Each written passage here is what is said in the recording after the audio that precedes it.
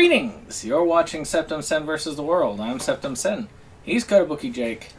We're here for yet another part of this Walt Disney Studio releases. Now, this is all, of course, the films in my collection that saw a movie release under Walt Disney Studios. So, a theatrical release, to be specific, which was the dividing line, I guess, when I got the original list. So we're starting off with a twofer. And that is Atlantis, The Lost Empire, Atlantis, Milo's Return. Now, I saw the first one later on, later on. I remember hearing about it, and I was like, this looks fun, but I don't really feel like seeing it right now. And then many years later, I finally went ahead and I got it, and I watched it. And then, as the Disney Movie Club was kind of going out of business, I went ahead and I bought this 2-pack, because I'd never seen Milo's Return, and I didn't want the two fat DVDs of the movies. The original one is pretty good. It's a nice adventure thing. Kind of reminds me a lot of a Jules Verne novel brought to a Disney-fied life. So I really did enjoy it. I thought it was a great story. I am looking forward to seeing the other one eventually, because I heard that one wasn't bad either. But again, fairly solid release, not spectacular. We've already gone past the Renaissance era, but still we have some decent releases during this period, and this one was a decent release. Not terrible, but not overall great. What are your thoughts on this? Never saw it. That'd be on this pile. Yeah, this, as we've mentioned in the previous video, this was in a period of time where I just wasn't giving Disney all that much of my attention. And the movie got middling reviews, so it didn't exactly drag me out to the theater. But over the time, I've been meaning to get back to it and just haven't gotten there. One day. It is a very good adventure film. I really do think this was the time period where the Disney animated releases weren't necessarily being like, God, Disney sucks. It's more of, Disney released another one, alright. Yep. Yeah. Good for them. I think people may have been still comparing, because Disney was on such a high in the early 90s. I think a lot of people were just comparing them. Would you grab that door? I think it's messing up the light. I'm assuming you would like me to grab it and then shut it? Yes. Yeah. Oh, that's better. Okay. Yeah, definitely. The light looks much better as we go. It's that sunlight. The sunlight kind of screws it up. Natural light. But then we go to another one that is one of these from my wife's collection, and that is The Princess Diaries. Now, I saw this many years ago. I mean, Julie Andrews, Anne Hathaway. It's a fun little movie. I wasn't enamored by it or anything. It really wasn't made for me. But still, and I can understand my wife having a copy of this. But it's kind of cool to have it in the collection. Do you remember much about The Princess Diaries? Never saw it. I mean, again, I know of it. It does have a hell of a good cast. Just never got to it. Like you said, I didn't think it would be, I think it was one of those common person gets to be a princess. Yeah. Or something like that. But it should be fun. One day. No. Pixar, however, after the brief bump in the line that was A Bug's Life, and it was really just a brief bump because people were still kind of enamored with how cool the computer animation was.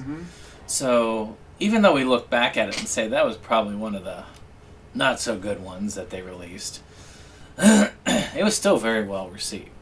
Well, now we get another staple, which is Monsters, Inc. Hank Wazowski. Now you can see really and truly every Pixar film, they keep improving upon the technology. Mm-hmm. And this is about these monsters who they power their world by collecting children's screams. Mm-hmm. And they just so happen to have one follow them home one day. Mm-hmm. I really like the whole idea of like the closets, like the doors just Mm-hmm. open up into the closet, so you have the monster in the closet thing. You got a paired team, like you got Billy Crystal, who plays Mike Wazowski, which is Mm-hmm. this one here, and you got John Goodman, Mm-hmm. who plays Sully. And Sully is the one who scares, and Wachowski is the one who's kind of like the engineer, helps get him through the door. It's a great pairing. Overall, it's a very fun movie. I think it's one that kind of flew under the radar just a little bit, not entirely, but a little bit. When it came to it, didn't win. I don't think it won Best Animated Feature that year. Well, it was, if memory serves correctly, this was nominated the first year that category existed.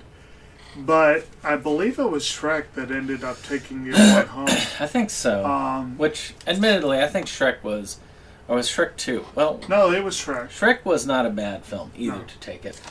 But, This is a classic. I love the movie. You didn't fully finish the setup. One of the best twists of this, which is one of the things that makes it more family friendly, is that monsters are actually deathly afraid of children. And when the kid follows them home, they are... it's amusing. You also have James Coburn as their boss. Yeah, Kitty, yes. You got James Coburn as their boss and Steve Buscemi as a rival monster.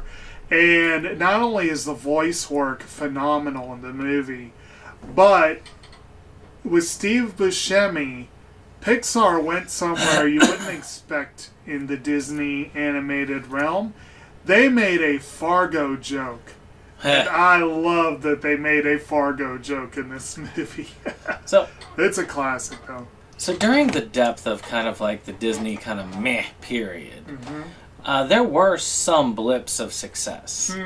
And speaking of one, Disney decided for the first time to create an all-new character for this. Instead of playing off of a fairy tale or something like that, they were like, no, we're going to do a full new character. At least for their feature films. Like, theoretically, some of their for the feature others. film, I mean, yeah.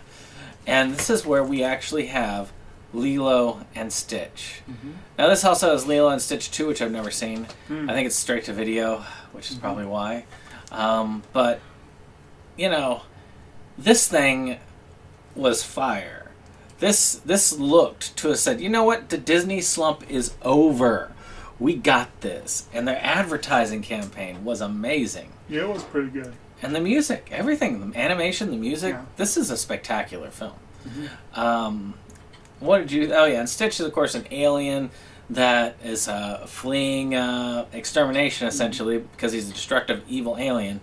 He forges an unlikely friendship with this little Hawaiian girl, who also likes to destroy everything.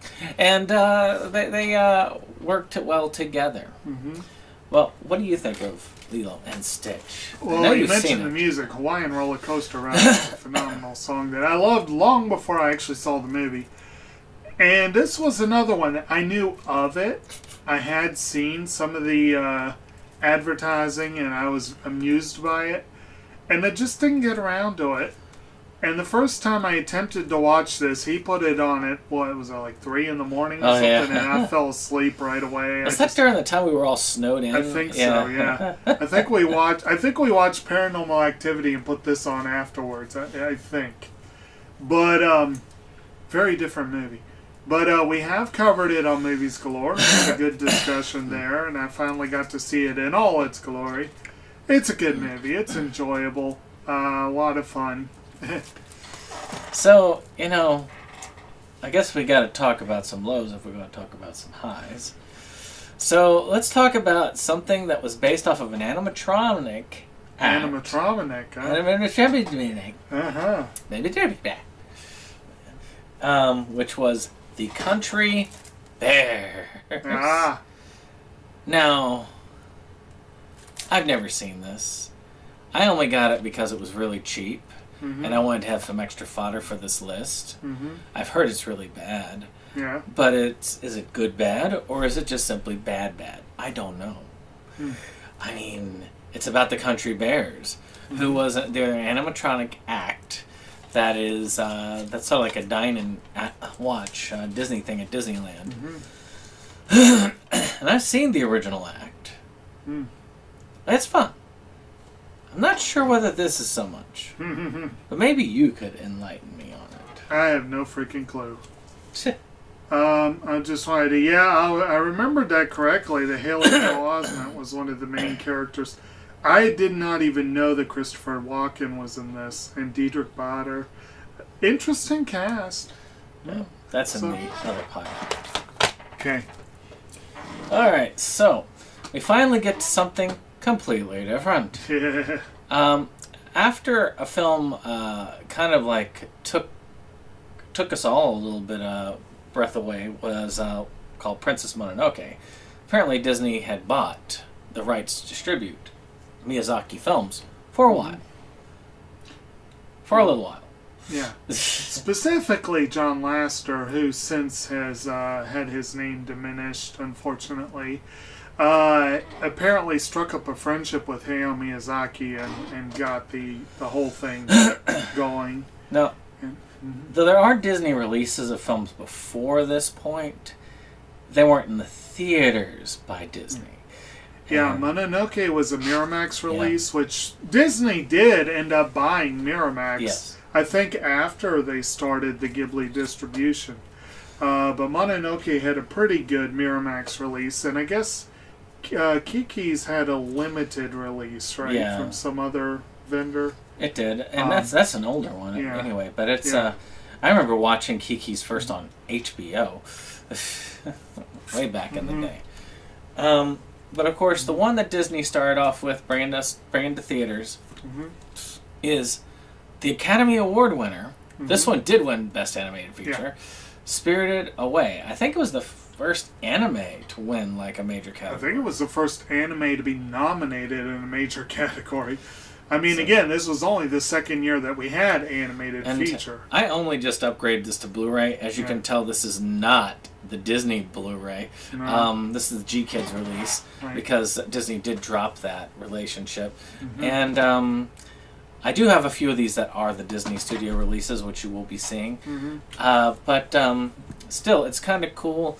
I have a hard time watching this because I don't like the opening scene with the parents turning into pigs and all that. I don't know why it just disturbs me. But basically, this girl gets has her parents come in. The parents kind of get cursed, and she has to work her way out through a kind of demonic bathhouse. And it's kind of cool. I love the movie pretty much after the pig part. But it's kind of hard for me to get beyond that. But it's still a very spectacular thing visually, imagination-wise. It is one of their better films. Yeah, I would more or less agree. I've always thought the movie was overrated, but the relative to other Ghibli films, because there are better films that don't get as much love, but it is a phenomenal film. It was probably the first anime I saw in theaters, and it was one of the films that helped not just me but many people. This was the film that kind of said, you know what, anime's pretty cool. Let's give that another look. Because I had been introduced to it, unfortunately, by movies like Ninja Scroll and Ghost in the Shell. And I was introduced much younger than that by pseudo-anime like Superbook and Transformers that Americans didn't even really think of, Oh, yeah. They just thought of them as cartoons, This was like the first full-on anime that I saw that I actually got something out of it. And I saw it in theaters to boot. It's an excellent film. And, it is kind of a shame that Disney eventually decided they had better things to do than stick with Ghibli. But, whatever. Hey, it's because of that we got to see only yesterday release. Yeah, Because that Disney was- would never have allowed Oh, that. that otherwise. was... Well, I still think they could have done it through Miramax, but yeah. So, If they had wanted to. of course, Tim Allen couldn't be stopped after the Santa Claus. Oh, yeah. So he had to have the Santa Claus 2. Yeah. The Mrs. Claus. Yeah. This is where he finds out that in order to remain Santa Claus, he has to get married. Yeah. To have a Mrs. Claus. And you know what? It's a stupid movie.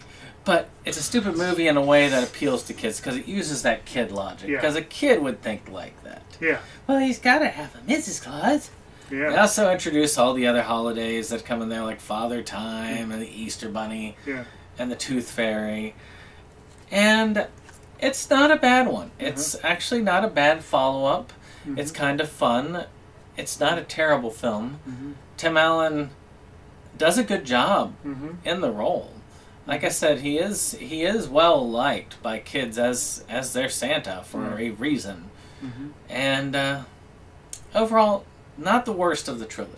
Of course, it does open the very disturbing can of worms when you think about it. We talked last time about what happened to make him Santa in the first place. You know, Santa dies on his rooftop and or falling off of his rooftop, and now he is Santa. Makes you wonder, what happened to that Mrs. Claus? Oh yeah. She got vaporized. Now you can put that separately because I got that box set. Oh, okay. Alright, so the one that was actually where they acknowledged that they were in trouble. It wasn't their lowest. It didn't go the lowest that they went, but this one acknowledged they were in trouble because financially this did not do well. It was a bomb. Which is really sad because it was a really excellent movie. And that is Disney's Treasure Planet. Which, of course, is an adaptation of Treasure Island, which, if you've been watching, we have covered Treasure Island before. So it is sort of like a space alien version of Treasure Island. I really like this one. It's a fun movie, has excellent animation, good music, very solid. I actually consider this almost on par with probably the Atlantis movies. It's just a fun, generally good movie. But people didn't want that out of Disney necessarily. They wanted Lilo and Stitch. They wanted that expertise. Not just, this is alright, this is pretty good. No, they need, like, excellent. So this one really underperformed. And a lot of people consider this the real catalyst for the end of the Disney Renaissance. Like the whole Disney's... But Disney said, oh, we can beat that. We can go lower than this. Which we'll be reaching that this time, actually.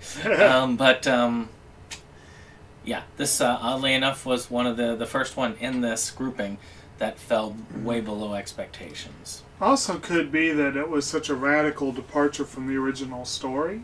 Now, of course, I'm basing that on what little I know, including the images on the cover there. Oh, it's in space! Yeah.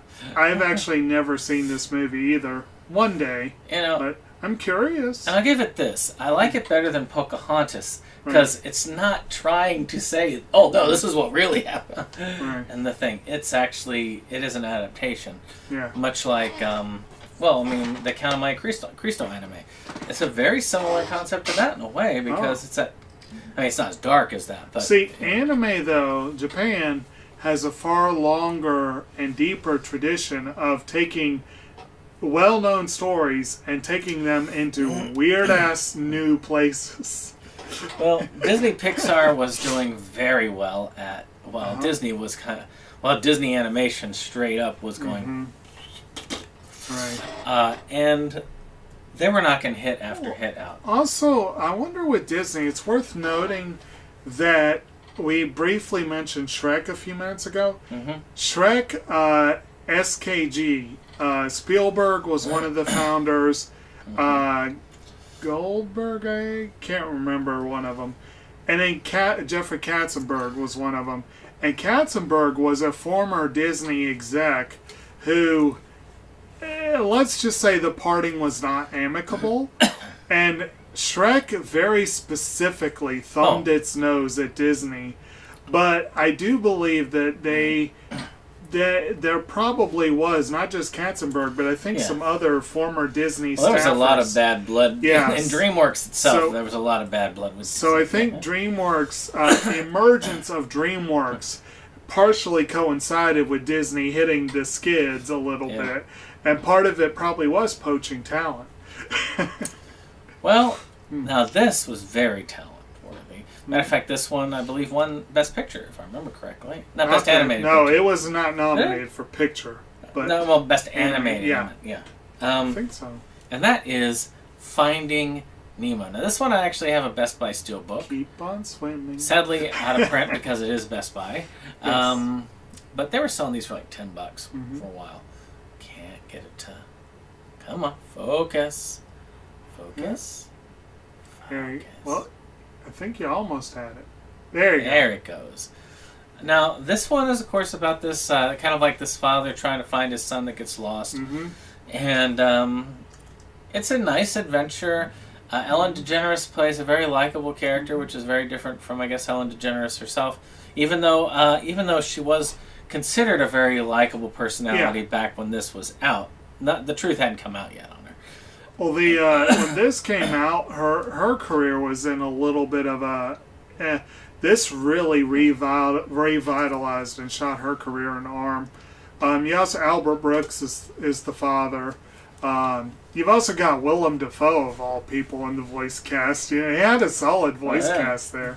So, did you watch this? Oh, yeah, I saw this. I saw this in theaters, I think. Okay, so, I have to say, in another life, I would have been a marine biologist. I've always loved the ocean and marine life, and the marine biologist in me is absolutely horrified by much of the quote-unquote science that's utilized in this film. Absolutely horrifies me. This movie seems to promulgate the idea that any body of water is the same as any other body of water, and that just pisses me off. All that aside, it's a fun movie. It's such a fun movie. It's a fun movie. I enjoy it. Oh, and by the way, at this point in time, both of us are firmly adults by this point. Yes. In our 20s, but still adults, nevertheless. If only we were still in our 20s. Oh, yeah. I wouldn't need this hat. I still had this hat.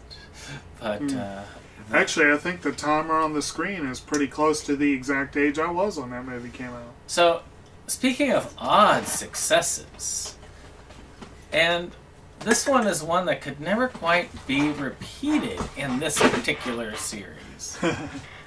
A movie based off of a Disneyland ride. Somehow made pay dirt. And we're talking about Pirates of the Caribbean. This solidified Johnny Depp's part as Jack Sparrow for 5 films? Yeah. My goodness. But this one was amazing. Jeffrey Rush, Orlando Bloom was in it, and of course Keira Knightley. And this really is a spectacular film. It's got pirate ghosts. It's got swashbuckling action. It just and it revitalized the whole pirate genre. It definitely, all those pirate costumes you see in Spirit Halloween stores. This is the movie. So, and Johnny Depp had not had the reputation that he had at this point. But he had a reputation, and it was a very odd reputation. It was more of just being odd, not being... Well, he was odd. He was a super artsy. Yeah. Like, he basically... Depp made his fame on 21 Jump Street and spent the next 10 years trying to basically be the anti 21 Jump Street career. And then this was his bold return to popular fare, basically. And yes, Jack Sparrow is a hoot to watch. This had a couple of the best lines of his entire career.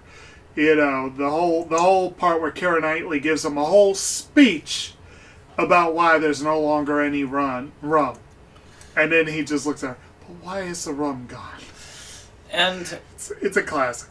But. And again, I think that's a much better reputation than he has now. Oh, yeah. I mean, he didn't have the reputation of drunken, abusive asshole that he has now. Right. And, yeah, of course, I think that was also before he hooked up with Amber Heard, too. Oh, yeah. So, yeah. I mean, hell, she was quite a bit younger at the time. But, the next one is one that, again, also did very poorly in theaters, but probably didn't deserve to do poorly. And that was Brother Bear. Now, I don't care about Brother Bear 2, though that's on here. The critics raved about Brother Bear. They It called was. it Disney's best film in years. And it was, but nobody came to see it. Yeah. Because Disney was in that... And I still haven't seen it. That hole. Yeah. I mean, Treasure Planet was their last film that they did. And people were just like, I've heard people saying, well, Disney's done with animation. Pixar's going to take over from here. That was the thing I heard all the time, is Pixar's going to take over, Disney's done. And this almost kind of proved it in a way, because nobody went to see it, even though it was hand animated. And it's not the death nail. It wasn't the last nail for the hand animated coffin. But it's coming. Next week. My understanding, though, with this one is that apparently it was a pretty bold film from Disney. And that's one of the reasons why the critics loved it so much. They might not have done this film or done it the way they did if they were still riding high. Yeah, I mean, you got to experiment sometimes. Not to mention, I think that's why. Am I remembering correctly? Isn't Joaquin Phoenix the main character? And then I believe you have Rick Moranis and Dave Thomas basically reprising their old Strange Brew days as mooses. I do need to see this. It just hasn't happened, you know. Such a good film. Right. I mean, I really think that if you really want to look at it, I'd like to think that the downward spiral is probably why we saw Lilo and Stitch, even probably. Yeah. Because Disney was very good at getting creative when the chips are down. Yeah. Unfortunately, they had yet to get creative enough to really throw themselves into the gutter just yet. So the next one is one that also probably belongs in the gutter. This was one the critics despised. They absolutely despised it. But they were like, we had such good luck with our other one based on a ride. Yeah, and then we got the Haunted Mansion with Eddie Murphy. Which is a fun ride. This is towards the end of Eddie Murphy's child movie career, I want to say. I think he did a couple more, but he was doing all these children's movies for the longest time. After he gained a reputation for being one of the filthiest he was still doing some adult movies at the time, but yeah, he definitely did a lot of family films. So I have no clue whether this is any good. I did like the ride, but I couldn't tell you. I have not seen this myself. But like I said, the critics absolutely trashed it.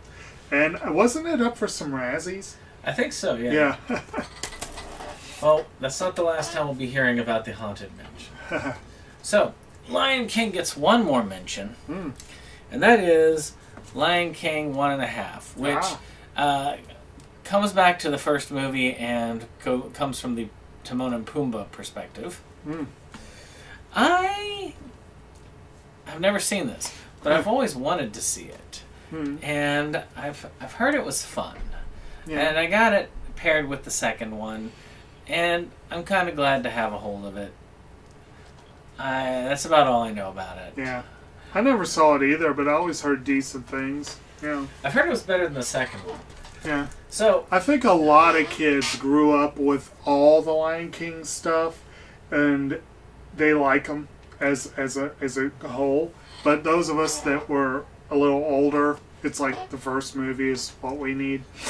So I guess every person to recover has to hit rock bottom. And Disney definitely did that here. Ever? So we get the film Home on the Range with, I believe, Rosie O'Donnell as your main star there. And it's about a bunch of cattle. I want to say trying to get back to their ranch. Save Their Farm. And it's not good, but there are worse ones. We're going to cover a worse one. Maybe this time. Definitely next time, if not this time. But as far as theatrically and critically, I don't think you got worse than this. I think this was true rock bottom for Disney's animation team. It definitely did not get good notice. Definitely. It's worth a few laughs. You probably want something in you when you're watching it, but it wasn't that good. No, I never saw it. I will say, I'm someone who appreciates a good marketing campaign. I appreciate a good tagline. This film did not have that. It had what was the tagline? Bust a moo or something like that? I don't know. It was one of the dumbest freaking taglines of any movie ever made. Yeah. I never wanted to see this. One day I will feel like I will need to see it just as a completionist. Or who knows, someone might put it up for Movies Galore. I don't know. But you've got other animated features from Disney that need to be seen. Yes. So, of course, we had to have a follow-up to save Disney's butt. So, of course, we had The Princess Diaries 2. Of course. Which, saved Disney from total bankruptcy and made them $50 billion on the first opening night. Well, no, probably not. But hey, it has a cat with a crown on it. Yeah. And that makes it... Yeah, that is a crown. Yeah, and that makes it awesome right there. The royal engagement. Yeah. So I'm guessing that, she gets engaged. Again, not my copy of this. I probably would eventually get this just because. But Julie Andrews, Anne Hathaway. Yeah. Here you go. Yeah. Again, Now, of course, anytime you see this, where you see an animal where they put their hands over their face, it makes me sad. But one day, I guess. Who knows? Well, we'll get into animals in a bit. Ah. So, one for the actual other pile, believe it or not, which is they made kind of like I want to say this was a feature, but it wasn't a long feature. No. 68 minutes. So it's a feature film, but not that long. Which is The Three Musketeers. Now, I heard a lot about this when it came out. Like, oh my gosh, this is them being together for the first time in a long time. And you get to see them, like, doing cool stuff, like being musketeers and stuff. I don't remember hearing much about this. I remember hearing a lot about it, but I never saw it. But, I guess it's musketeers. And, that's cool. Who knows? I've heard it was actually pretty good. I've heard good things about it. So, do we have Mickey, Goofy, and Donald doing duetting on All for Love? That would be worth watching, I think. I have not seen it. One day. Well, Pixar is knocking it out of the park again. Oh yeah, one of their best. Because they did a superhero movie. And that superhero movie is called The Incredibles. Which actually had a very good... Actually, I'm going to put this closer to us a little bit. Nope, not that close. There we go. Which had a very good message to it. Yeah. And, it's about these superheroes. Well, they do too much damage and eventually get sued. And so the government's like, nope. And kind of they all drop out of the public eye. So they just kind of lead with families of their own. But this guy gets approached and said, you know what, we're going to get back into the game, secret-like. And the Incredibles are born. There's more to it than that, but if you haven't seen it, you really should. It's well worth your time. It's probably one of the best Pixar films. Maybe not the best, but definitely one of the best. It's one of their better ones, and it's one of my favorites, absolutely.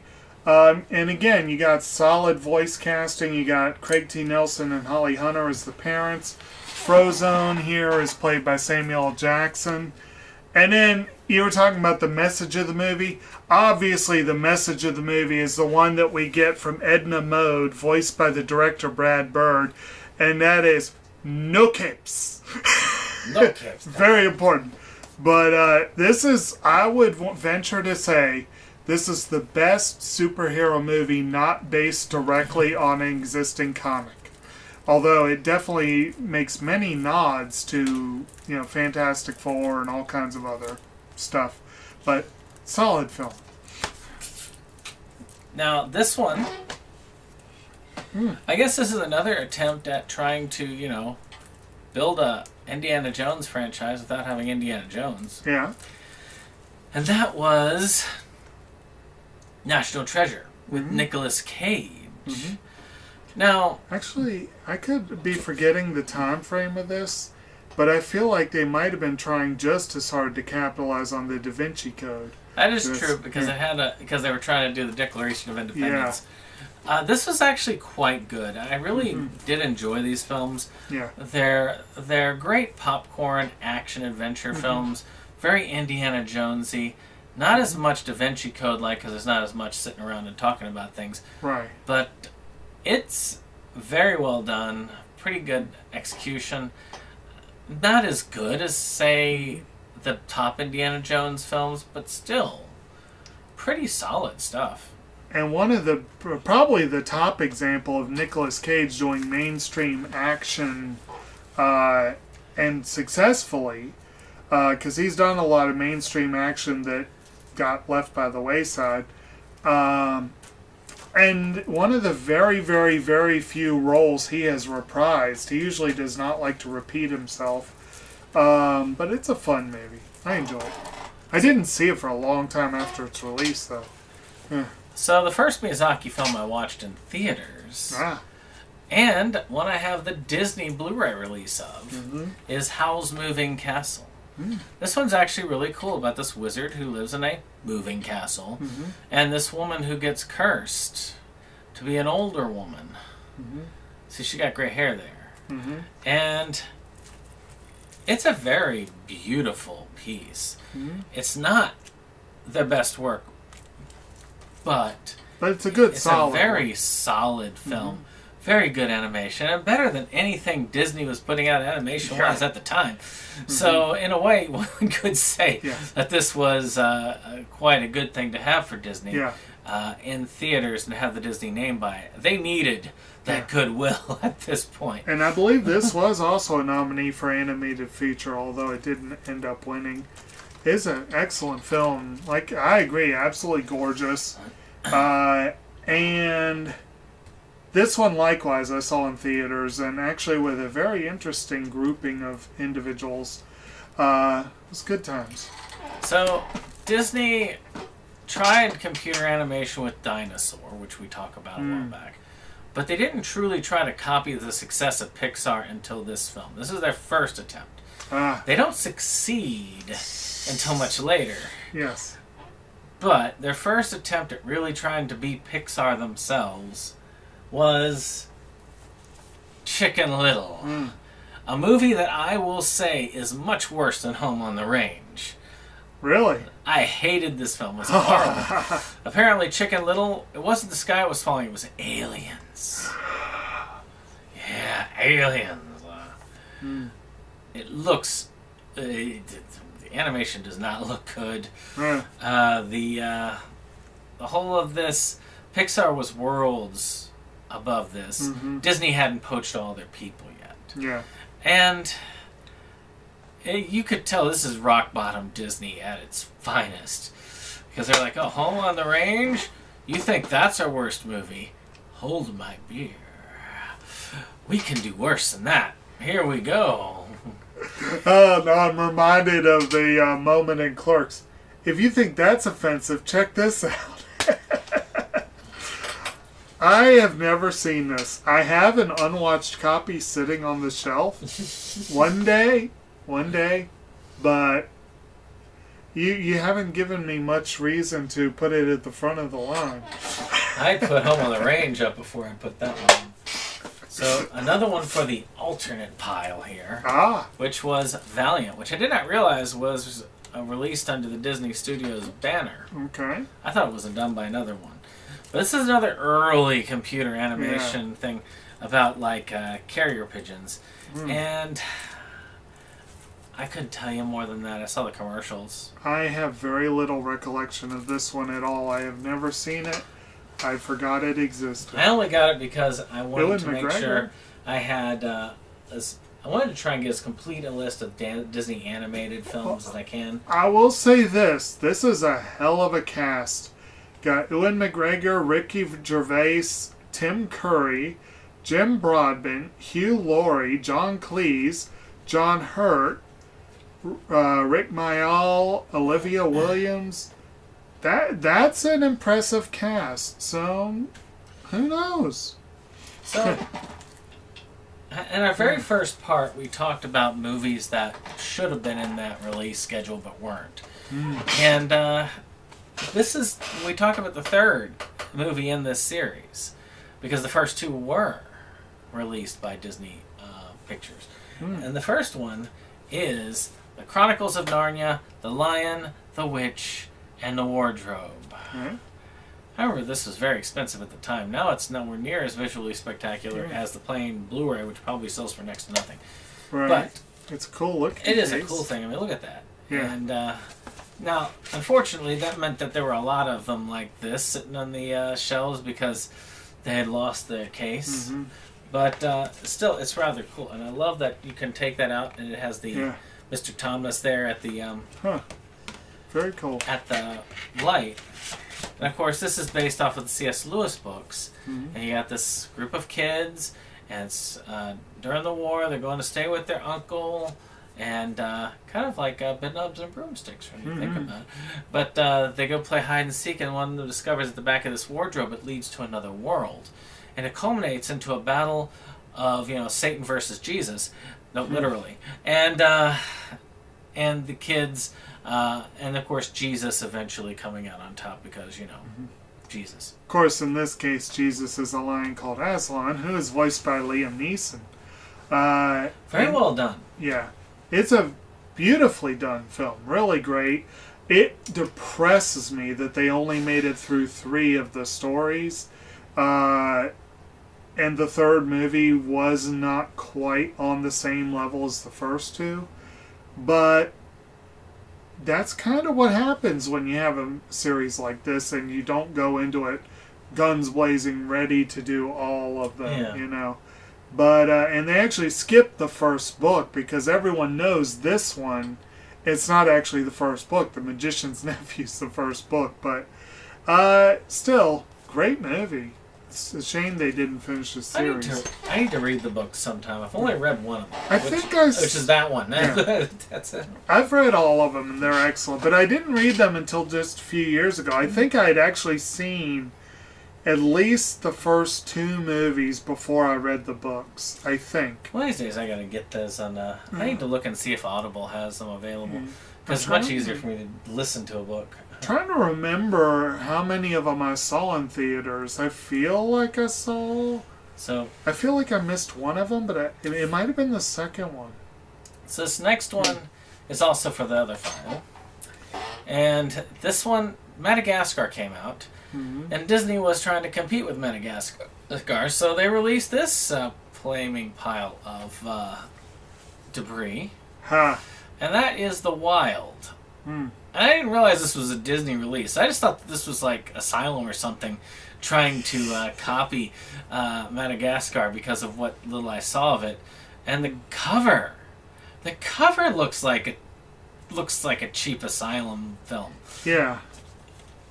And essentially, yes, about a bunch of zoo animals that get out of their zoo because the lion's cub gets put in a box and sent over to Africa, and so they've got to go in and get it back. Now, the movie is a complete dumpster fire until the halfway point. And the halfway point where you've got like the water buffalo and what is his name? Patrick Warburton. That going forward redeemed the movie for me. It made it much better than Home on the Range or Chicken Little. Still not a great movie, but it was great. You got the dancing, water buffalo cult that decides that they want to be predators and not prey, so they're going to eat meat, and they're going to hunt and do this. And their leader is this crazy cult leader, and of course Patrick Warburton plays like kind of a bumbling version of one of those. And so it's like the opposite of the fish are friends, not food thing. It is. That part is funny. Okay. And Warburton is always a treat. He always plays Patrick Warburton, but he's the best person alive at playing Patrick Warburton. But he was a good tick too. How could you have a Madagascar knockoff without the penguins? I mean, yeah, you gotta have. So you said this goes in. Yeah. Which this path? Okay. Yeah. Apparently, there's a relationship between a squirrel and a giraffe. Apparently. Which. Go figure. Well, they had a giraffe and a hippopotamus in the Madagascar series, so I guess it makes sense. Though I would think that the squirrel is going to be much less effective. Yeah, I'll let y'all think about that. It's kind of nightmare. It's kind of ineffective one way and nightmarish the other. But in this case, it's more ineffective because the squirrel is the male in the situation. But yeah.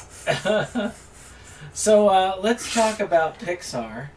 Now, to me, Pixar actually took a step downward. I guess they were looking around and they were saying, we can't be super successful because we're making Disney look bad. Well, this was an example of one of their creators had a story he really wanted to tell, and it didn't matter that it seemed stupid. It's not a terrible film.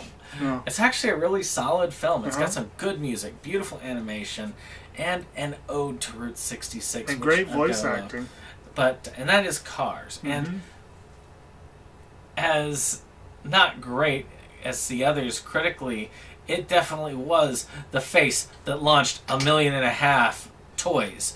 Merchandising. So it did do very well in that in that response. About this guy who's a racing car. They're all cars. That's the people in the world.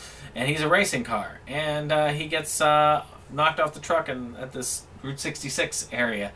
And learns lessons and such. Mm-hmm. And, it's still pretty good there. It's got some amazing voice acting.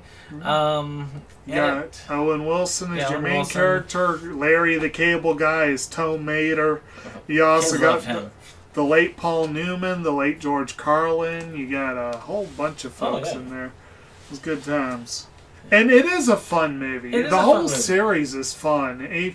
Even though I think 90% of the people on the planet agree Cars 2 was the weak link of the bunch, and that Cars 3 may not have really been fully needed, it is an excellent, enjoyable series, but I would put them on the lower end of Pixar films. Well, speaking of not needed... Well, film series that probably should have stopped when it was ahead. Yeah. But, like other things, like another trilogy coming out around the same time, would be the Matrix trilogy, the Pirates trilogy was just getting started. Yeah. And we have Pirates of the Caribbean, Dead Man's Chest. And in a way, one could say that this does follow up the storyline of the first one. Mm-hmm. But... you can easily watch the first one and pretend the rest of these don't exist. Yeah. You cannot watch this one and pretend the third one does not exist because you're missing half the story. Yeah. You get to basically hear this whole thing about the Flying Dutchman and Davy Jones. It's not a bad film. By any means. It's a very solid film. But it's nowhere near what the original was. Well, the big thing was, as you said, and again, they did the same thing with The Matrix. They were like, sequel! But let's not just do a sequel. Let's really, really do a deep dive and do 2 parts. Yeah. And with this one, they got so bogged down in the mythology. And the mythology's good. The storytelling is good. Bill Nighy plays Davy Jones, and he's a pretty interesting character. They also introduce Stellan Skarsgård. They introduce a few other good, solid people in it. But the biggest and I would argue the second and third ones are better films than the first one, but they're not nearly as fun. The first one... They're not nearly as fun. The first one isn't as solid storytelling-wise. Right. But at the same time, it's a better film. It's more scrappy. It's more energetic. As far as like all the stuff coming together. Yeah. Because you have decent enough storytelling, amazing acting, very fun stuff. It keeps you entertained from the beginning to end. Yeah. Not so much with 2 and 3. Matter of fact, crowds loved 1, and they were okay with 2 and 3. And then why 4 and 5? Now, I will have to say, I had no interest in seeing the first movie in theaters, so I didn't see it until long after. I did, I think, go to see both the second and third ones, and I think the fourth one in theaters. I remember saying, it's like, why would anybody want to go see something based off of a ride in the theaters? Same here. But when you see them, especially the first one, there's so much spectacle to it. They are good films to see on the big screen. Then, of course, The Haunted Mansion also came. This one, I don't know if you need to see it on the big screen. Good Lord. Speaking of bad sequels and poor storytelling, we have Tim Allen versus Martin Short in the Santa Claus 3, The Escape Clause. So, of course, Tim Allen gets kind of tricked into getting out of his Santa contract, and Jack Frost, played by Martin Short, takes over. Whereas the enemy in Santa Claus 2 is a toy Santa who just becomes like this evil dictator. This one, you kind of have Martin Short playing Biff from Back to the Future. And I didn't care as much for this one. This was a large step He's a little more clever than Biff. Yeah, this one was a large step down from the second one. Yeah. And a huge step down, flying leap down from the first one. It's watchable. Yeah. It's enjoyable. Like, you got the eggnog, you want to put something on for the kids, and you're already drunk off the eggnog anyway. Why not? But, yeah. And unfortunately, Martin Short himself has been much funnier in nearly everything else I've seen him in. Not entirely so much that movie. That was one I don't think I ever saw it until we did Santa Claus for the movie channel, and I watched all 3 of them then. They're not bad to watch. I mean, I'm not going to say that it's a movie that you can't watch and enjoy, but it's definitely lower quality than the other 2. The movie based on a book that scarred a generation. This one kind of leaves you at a down point. I love it. Bridge to Terabithia. Yes. Now, this is a kind of a fantasy one, very beautiful effects. Yeah. And it is a very sad tale about these two kids who kind of find each other and live through this fantasy world. And something happens, and it gets really depressing. I'm not going to tell you what. You'll have to find out by watching it. Or reading the book, which is an excellent book. I grew up with the book and I love it, but it is depressing. But let's say that, all the commercials, they show the spectacular effects at the time. There's more to it than that. So, note it also that it says Walt and Media. So the same production team behind the Chronicles of Narnia, I believe, was involved, at least in part, with this one. So there is a little bit of that, which is nice. I think I saw this one once, and I was impressed by it. Josh Hutcherson, pre-Hunger Games, Josh Hutcherson, Aunt Sophia Robb, much, much younger here than in the, what was the one we recently covered in the movies galore? The, Donna Dark Hall, I believe it was. Yeah. She's much younger here. And Zoe Deschanel as well. Good times. So, Disney takes a small step up when it comes to computer animation. Yeah. This one got better reviews by a lot of people. It was solid. Yeah. And the wild where The Wild was really horrible at one point and watchable and entertaining at the other half, this one was watchable and entertaining for the full movie. And that was Meet the Robinsons. It was very jokey. That was probably the biggest issue with it. It didn't quite feel like what we know now as a Disney thing. It feels more like... I'm trying to think of the studio, but there's studios now that do these mostly jokey animated features, and that's what this felt like.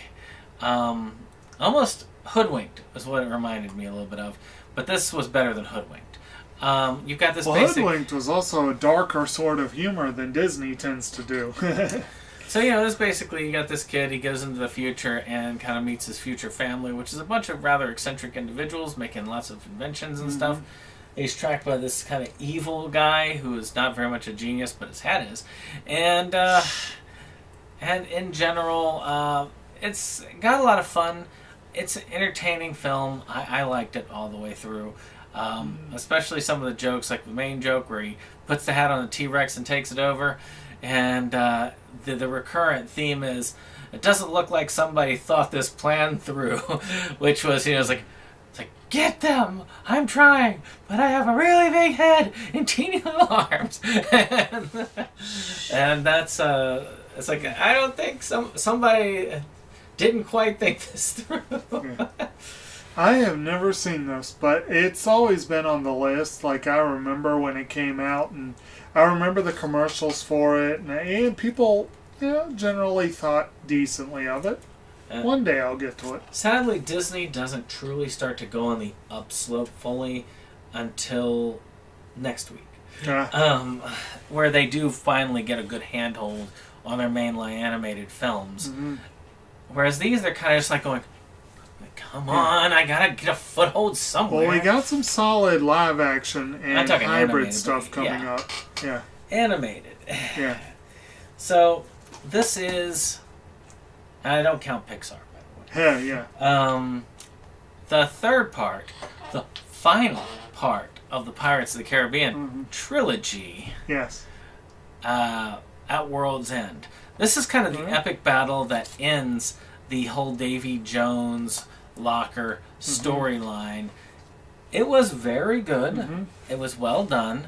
And I don't mind the trilogy. I think that if they had stopped there, we'd be fondly remembering this series better. It brings in Chow Yun-fat, who's always fun. Yep. Unfortunately, we do not stop there. but we'll get to that in a week or so. And like I said, this is really more of the same as far as what we talked about with Dead Man's Chest. It's more of the same. So Pixar, again, shows that they can knock it out of the park by being creative, as they seem to be doing. Even Cars was creative. Yeah. Oh, yeah. And we are talking Ratatouille, about a rat who wants to be a chef and pilots a human like a mech to go in and do the cooking for him. Yes. Again, very fun, very entertaining. If I get lucky, I actually will get to go to Paris this year. I doubt any of my food will be cooked by a rat. I might get to taste Ratatouille in Paris, but still, not a bad showing in my opinion. I do like Ratatouille. I think it's an excellent film, very entertaining.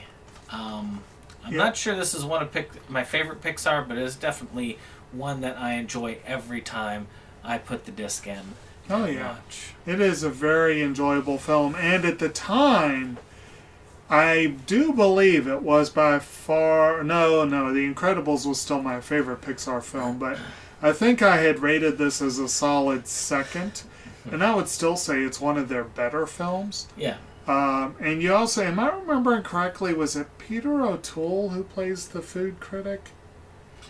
It was a very notable person that played the food critic, but that was an interesting... And overall, it's a good, solid film. We'll get into the ones that I would consider are Pixar's best of the best, probably next time, actually. So, because I want to say that because I feel like Pixar had kind of gone downhillish a little bit recently years. Not totally, like not bottom, Definitely better than A Bug's Life. Yeah. And probably better than the Cars sequels, which we'll also probably nail next time. But well, again, I would rank Cars 3 well above the bottom. But yeah. Like I say, it depends on what we have at the bottom. And some of the more recent stuff, I could say. Mm-hmm. But again, we'll talk about that. Of course, a lot of the more recent ones have been underrated, but this was a great film. So then we have kind of a hybrid, as they say, because there was part of it that was animated, which is Enchanted, where you get a Disney princess and the Valiant Prince going to the real world. And it's great. It really is. You have the evil queen who kind of follows along. Mm-hmm. They did a sequel to this I didn't see because it's just direct to streaming, and I hate that. And it did not get nearly as good a notice, unfortunately. So, I'm fine with this being in my head the only one in the series. I can leave it there. But it was fun. Yeah. It really was. It's a great love story. Mm-hmm. I love the thing where she's singing and the cockroaches and all that stuff playing. Yes. I even based a D&D character off of her. Yes, Amy Adams plays the Disney princess, and I believe this is one of her best roles. And James Marsden is the prince. You got Timothy Spall, I believe, is the one that follows along to keep tabs on them. Patrick Dempsey is like an actual person from our world, or the real world, quote, who she ends up falling in love with. But yes, the scene where she is singing a Disney princess cleaning song and all the vermin of New York are at her beck and call, it's delightful. And I had a character who actually cleaned the forest. Yes. And her main weapon was a frying pan, which we'll be referencing next week with another Disney princess. In one of those that one could say is the main one that truly marked the Disney computer animated renaissance, or the beginning of it. Though I would say that there was one film beforehand that really laid most of that ground. There was at least one before that was perfectly decent. But most people give the attention to what I'm talking about. But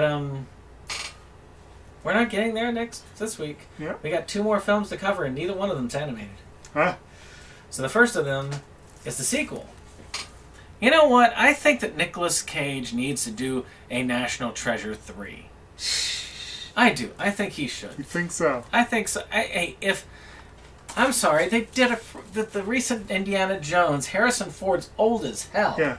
And he's talking about another one if Disney pays him enough. Well, Harrison Ford has built his career on basically a handful of roles. And again, Nicolas Cage has gone on record saying he does not like to repeat himself. And I'm amazed he did a sequel. And I saw Dial of Destiny. I literally saw it. I saw the point where he's like, "Alright, the series is dead." "Not yet, Grandpa. We're pulling you in for another." Because that's the way it felt at the end of the film. I know that they're going to make another one. So why can't we drag Nicolas Cage out of retirement and have another National Treasure movie? Well, he's working hard. He's claiming he's got 3 more roles he wants to play before he ends his career and retires. Though, with the way he spends money, I don't know. But actually, I just watched one with him in it last night. I watched Color Out of Space again. And the world is a better place knowing that there's a film where Nicolas Cage gives a speech about milking alpacas. Yes. So Not this film, though. So what did you think of that one? It's a fun one. I think I saw it. I know I saw the first one. I think I saw this one. But, you know what's weird is that was the age of the Indiana Jones-like series. Because you had the Da Vinci Code, which is very Indiana Jones-like. Yeah. You had National Treasure, and you had the Mummy movies. Yeah. Which definitely had some Indiana Jones similarities to it. Oh, yeah, no doubt. Well, the Mummy movies more than the others because they were also more or less in the style of those old serial adventure movies. Yeah. So, the last of them was, in my opinion, the best of the Narnia films, and that is Prince Caspian. Mm-hmm. So we get some that come back. I want to say all 4 of them come back It's for a this one. decent fish song. And it was very cool. Mm-hmm. I remember really loving this film. Mm-hmm. I can't remember a lot more than saying I like this one better than they topped the original one, and I didn't think you could do that because the Narnia, the other Narnia books have been looked at as they're all right when it comes to Lion, Witch, and the Wardrobe being like the one that everybody loves. But this one was well done. Mm-hmm. I really liked it as a total. I can't remember what it was about or anything, but it was. Oh, it's about Prince Caspian. Well, I mean, it's the same group of kids gets pulled back into Narnia for continued shenanigans, basically. But again, in this case, I believe, like, the forces they defeated the first time around have marshaled again, and so, or like under a new, I don't remember precisely, but again, basically Caspian's like a rebel of some sort. Exactly, or like he's leading. They're trying to restore peace to the land, basically. We need Disney needs to make another Narnia movie, or or a series. It would work better as a series. I think Disney should do an animated Narnia series. Because animation, you don't have to worry about the actors and actresses getting that much older. Right. You can use a voice actor much longer than you can use a regular actor for some of those roles. Though Harry Potter pushed it. Right.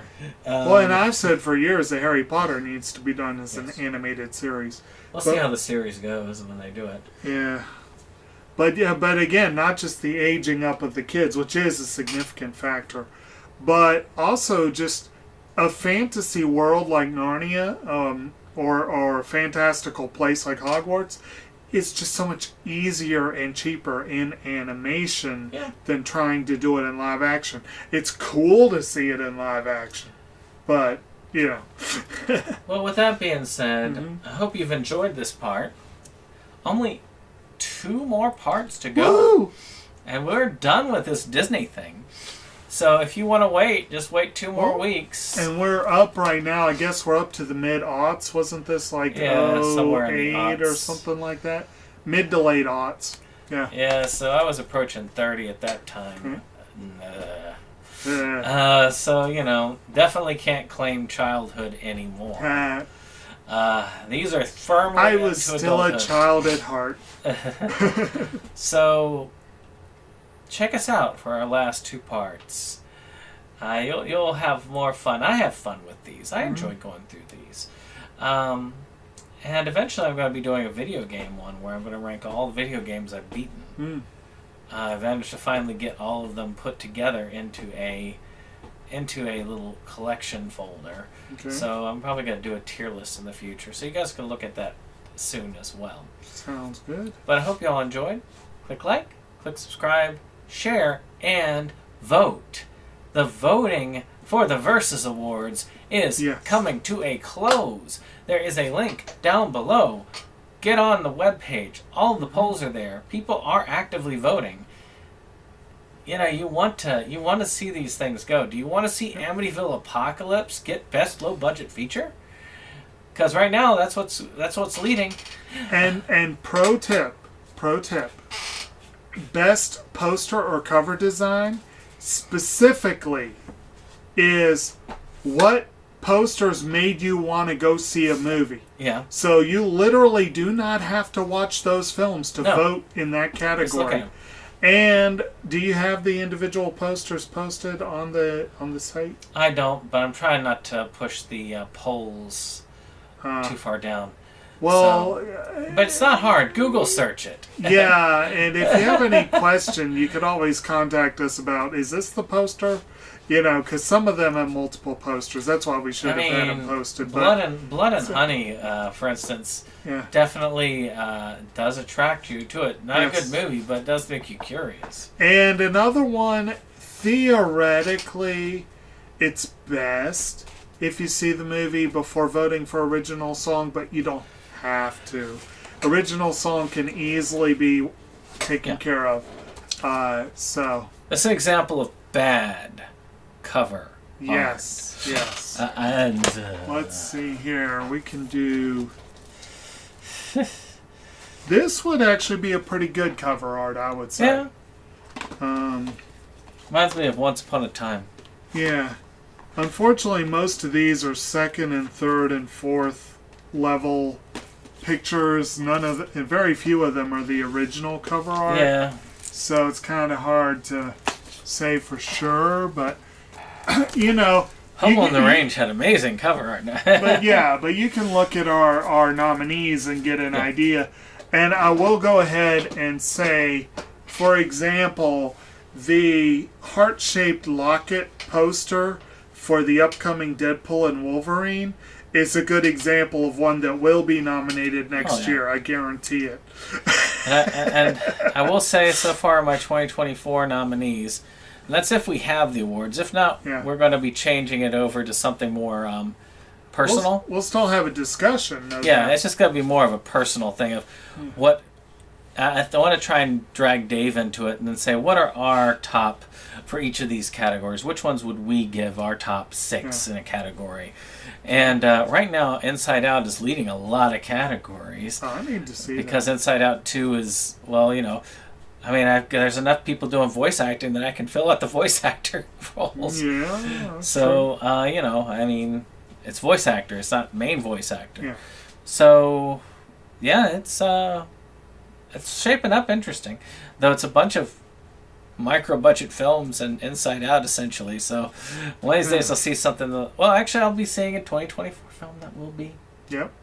But in any case, vote.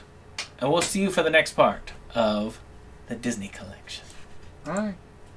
This is the end of the show. We hope you liked it though. We had our spend time afraid. It's almost time to go. This is the end of the show. But we felt you'd like to know. A bunch of friends right to the end. Our link just down below. This is the end of the show. So help us let you know. 'Cause here's Jake to say the things we thought just couldn't go. And now we would like to take a moment to thank our friends at the Rebel Gaming Club for our rollicking opening number that has been gracing our videos for some time now. And we want to thank all our friends who come out for various projects and what have you. We have numerous links below, and we very much encourage you to check them out and give the other people a visit as well.